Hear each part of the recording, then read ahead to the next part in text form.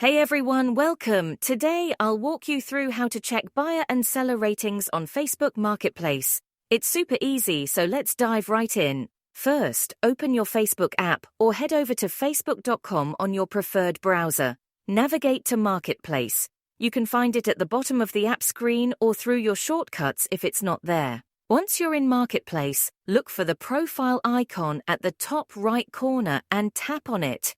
Then select View Marketplace Profile. Here you'll see the profile details including the seller rating. Scroll down a bit further to find the buyer ratings. Tap on Buyer Ratings to view all the reviews from the buyer's perspective. If you want to delve deeper, you can tap on See All Reviews to explore all the seller ratings you've received from selling items on Facebook Marketplace. Remember, these ratings are visible to everyone, so it's good to keep track of them. I hope this guide was helpful. If you found it useful, hit the subscribe button below for more tips. And I'll see you in the next one.